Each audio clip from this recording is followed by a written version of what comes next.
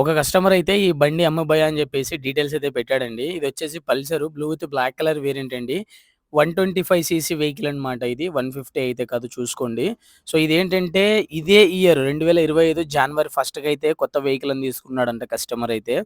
But ఇప్పుడేంటంటే వెహికల్‌ని అమ్ముతున్నాను బ్రో. ఈ వెహికల్ అయితే నాకొద్దని చెప్పేసి చెప్పాడనమాట. సో, ఎలాంటి ప్రాబ్లమ్స్ అయితే లేవండి. Pure new vehicle BS6 vehicle.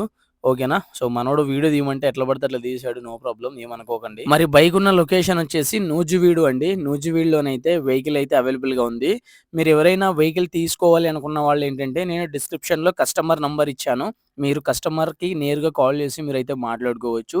And price వచ్చేసి 1,05,000 అయితే చెప్తా ఉన్నాడు. సో, ఇదైతే వర్తా అనేది మీరైతే డిసైడ్ చేసుకోండి.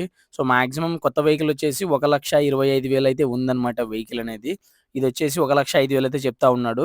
సో, మీరు బార్గెనింగ్ ఏమన్నా ఉంటే చేసుకోవచ్చు. నేను కస్టమర్ నంబర్ అయితే డిస్క్రిప్షన్‌లో అయితే ప్రొవైడ్ చేస్తాను. మీరక్కడికెళ్ళి కస్టమర్‌కి నేరుగా కాల్ చేసి రేట్ అనేది మాట్లాడుకోండి. అండ్ మీటర్ బోర్డ్ వచ్చేస్తే మీకు జస్ట్ ఏంటంటే మీకు 2000 కిలోమీటర్సే తిరిగింది. 2128 కిలోమీటర్సే తిరిగింది అంతే. అంతకు మించి అయితే వెహికల్ అయితే ఏం తిరగలేదు.